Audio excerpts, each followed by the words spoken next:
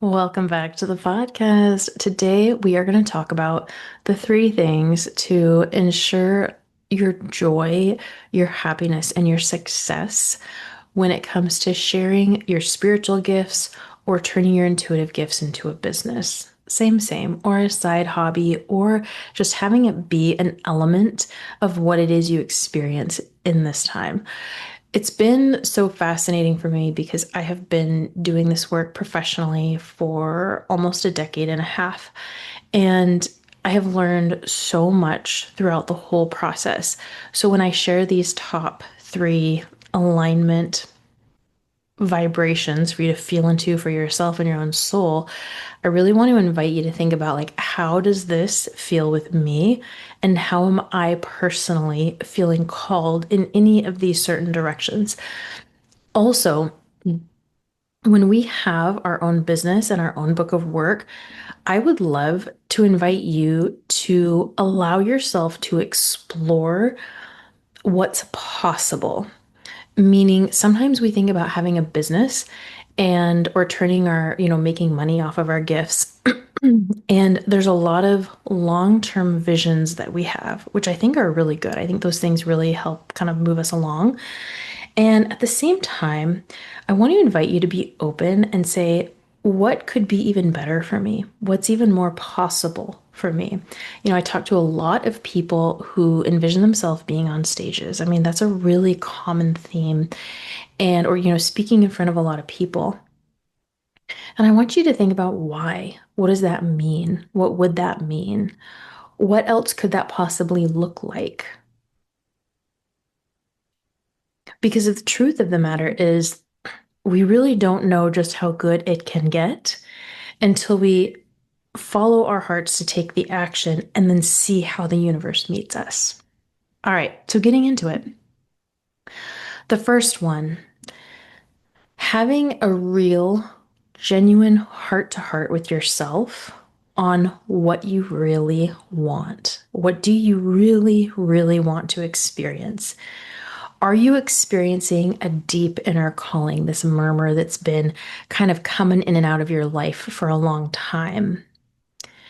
Are you feeling something like maybe you're trying to escape?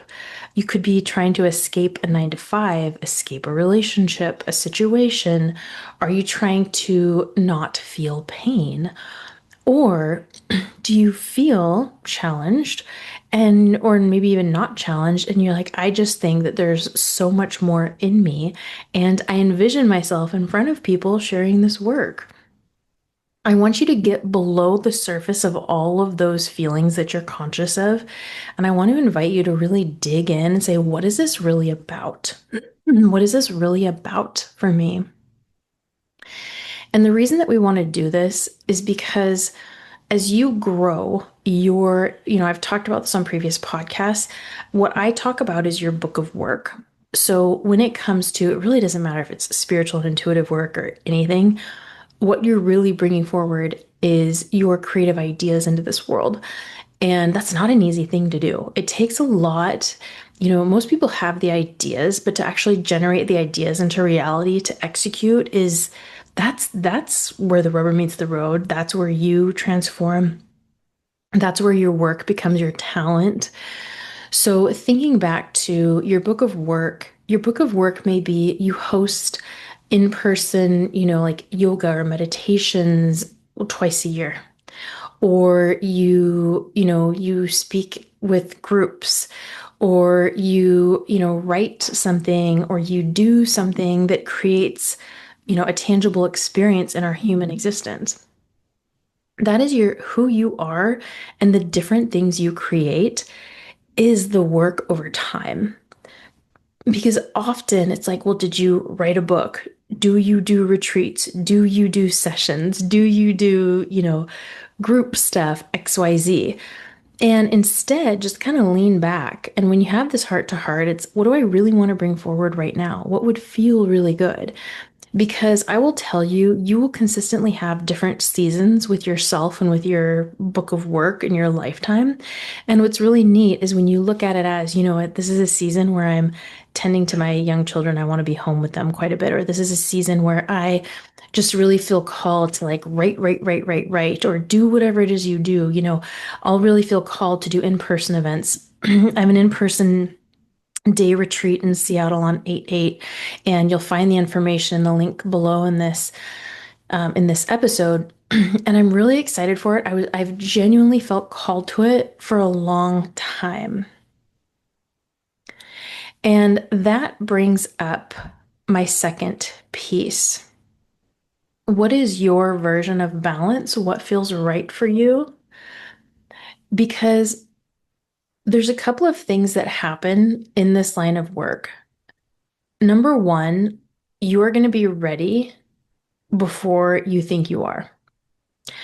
Unless you're a bit of a narcissist or truly following your ego, then you're going to be like, I learned this cool new thing. Let me go share it with people before I've lived it, before I've integrated it, before I've, really experienced it. Or there might be a feeling of lack, right? And what's funny is, while on the same hand, you are ready before you know it, you may also realize these things take time. They take time. And that's the funniest part. When I was doing in-person sessions, I had my Reiki masters, and I had been studying Reiki for 2 years, and I had gotten my Reiki masters in a weekend, a 2-day weekend course in person. And I knew that there was, places online that sold a Reiki master course for $25. You could take it virtually and all kinds of other stuff, right? And I remember thinking to myself, well, this is so funny because when you look at actually becoming a Reiki master, it takes, 20 plus years. And, in technically, because I've been practicing energy work for 15, 16 years now, I'm still not even at a master level. And so I remember I was working at this great location in the Seattle area, really adored the owners and the way they ran that business. And they're like, Emily, you need to put your certification up. You need to put your certification up. And I said, but I'm not technically a Reiki master. And they go, but people don't know that. And they want to see the certification. And I get it. They want to see that people have taken this seriously, have dedicated time and their resources to it, right? So I get that. So we also want to remember that you kind of like, there's no perfect pace. There just is. And you're going to explore things when you feel uncertain, and you're going to explore things when you feel messy, and you're going to explore things when you think, oh my gosh, I've got this in the bag. And then they kind of take a left, right? There's just so many different ways. So this is the funny part is, as we bring our spiritual work into the world, we often have these funny little nuances hanging out in our mind where we compare our work to who's receiving it. And we think, well, if I'm going to be this for these people, I'm not ready yet, or I don't have this perfect physical setup yet.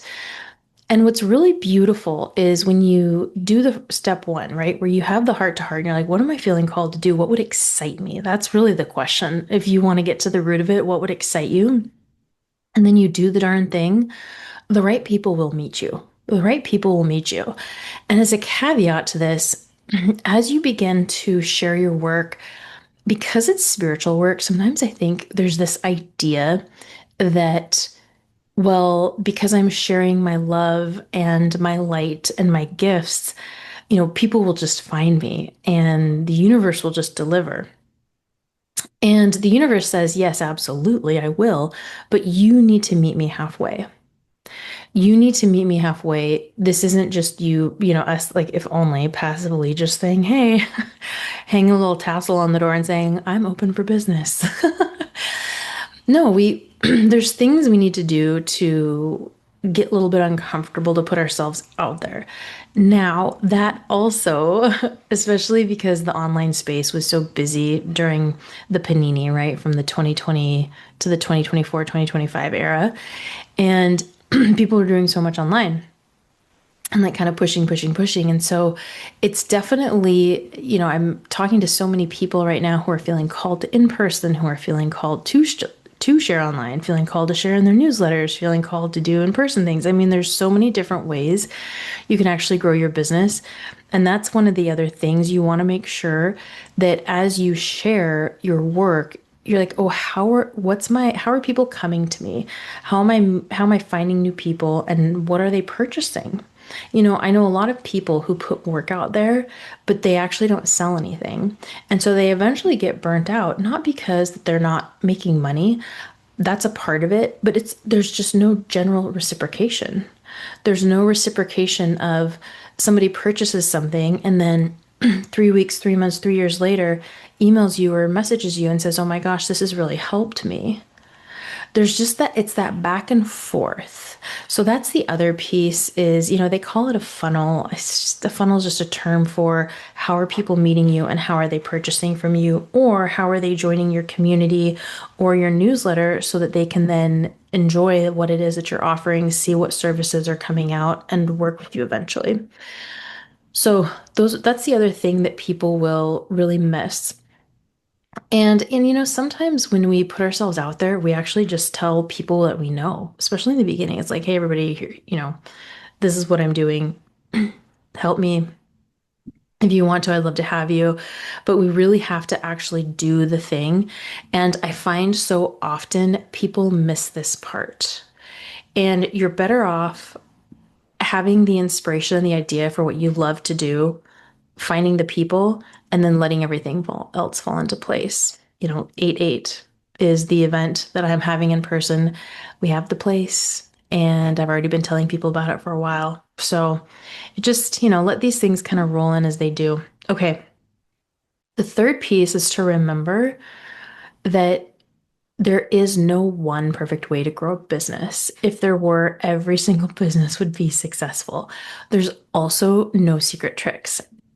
It is a matter of, number one, are you really sharing what's on your heart and what feels good? And do people want it and need it? When I sell something, there's a difference between if I'm selling something that the masses understand versus something that not a lot of people care about, to be quite frank, or interested in. I do really specialized energy work. And at the same time, there's a lot of bigger topics out there that, people are much more interested in than sort of the intricacies of the actual work.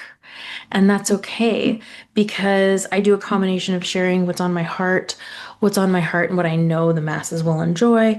And then also there's programs that I'm keeping more boutique because I would rather share the fun, crazy nuances of doing this work, the real of doing this work, than I would watering it down for more people.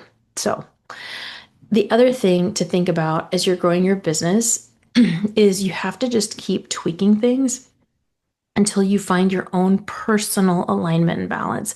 Alignment and balance isn't something that exists the same for everyone. It's unique to all of us. And it also doesn't mean that everything is perfect on the seesaw either, right? 50-50.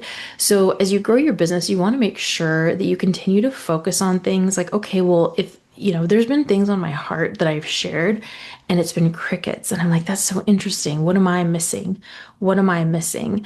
And then there's been things I've shared that just kind of blow up and I get a lot of people signing up and a combination of everything in between, right? So everything is an opportunity for your own personal growth.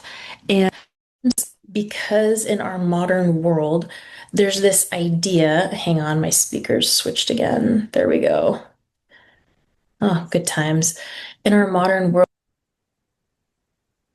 idea of it's like Forbes 30 under 30, and my business reached $1 million and all of that.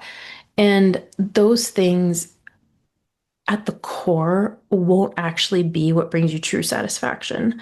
What will bring you true satisfaction is feeling so good about what you're delivering, how you are delivering it, and therein the response that you get from people, which is the engagement piece. There's a gal I had my eye on for a little bit. This is a few years back, and she went to a speaking event, and I was watching her Instagram stories, in the first 5 to 7 slides were of her at the speaking event, which I get. It's, the thing is, you have to do some sense of promotion too, right? And then at the very end, she goes, and I really enjoyed meeting you guys. And I thought to myself, the whole point is the engagement. You and I are not here without each other, period. This work isn't my work. It's my voice and experience and passion around something that already exists. And that doesn't matter what it is that we're talking about. And that's something to really get excited about. To really get excited about. It kind of like reduces the pressure a little bit. And then you remember, I'm doing this with people. I get to meet really cool people. It's not going to jive with everyone. It's just not. There's not one thing in this world that jives with everyone. There's people that don't even care for Harry Potter. So, to that note, hopefully that helps you relax a little bit and be like, whoa, okay, this has a little bit more fluidity and flexibility and excitement than I thought it did. So, as you think about these things, I want to leave you with this one story because abundance genuinely is a part of this. And there was a woman I met at an event, and I really liked her. She was just very, I want to say simple. And this is a compliment because she was also very unique. When I mean simple, I just mean she just like was herself. She was just comfortable being herself. She was comfortable sharing her work. And she had been doing this for 26 years. 26 years. And she joined a business program that essentially helped her, one, organize, so put it into a format that was easy for people to consume. That's your book of work. And then priced it fairly. Pricing is something that people really miss. You know, you can price things too low, you can price things too high. You really have to find that sweet spot of what feels good, maybe a little bit scary and edgy, and what will people pay. And sometimes you have to play around with that. Anyway, so she did all of that and she did straight spiritual work and sold some crystals as well too and some other really neat accoutrements to her spiritual services and made $2 million in her first year. Here's the thing. This is the other thing people miss. This is the long game. Anybody famous, really famous for their spiritual gifts, medium, energy forecasts, any of that, astrologers, they've been doing this a long time, way longer than they probably talk about because I don't think it's that interesting to the general public, nor would they really have any context to understand it. They have been doing this decades, decades. When I talk about being an intuitive millionaire, what I'm saying is get excited about the work you're feeling called to bring forward. Get excited at putting out your book of work in whatever form it needs to take. A PDF, a booklet, a book, a podcast, 3 sound bites, trainings, courses, lives, in-persons, sessions, whatever the thing is, whatever feels so good for you. And then know that you're building this over time. The reason she made 2 million in 1 year wasn't just from what I shared. It's because she was good. It's because she cared. It's because she was following her heart. Because I guarantee you, 2.5 decades ago, it wasn't necessarily the coolest thing to be doing what it is she was doing. I mean, you and I think it's cool. We'd be interested. But it wasn't mainstream. I still don't even think it's fully mainstream yet. So, food for thought. Food for thought. And remember, every single part of the journey matters and have fun along the way. And if you're looking to develop your spiritual gifts, develop your work around these spiritual gifts, the next cohort of Magic Accelerator Intuitive Practitioner Training is running from July through December. This is a really interesting time. Part of the reason it's interesting is because I'm being called to teach energetic mediumship, house clearings, and pet communication, all with the baseline of holding energetic space in those 6 months.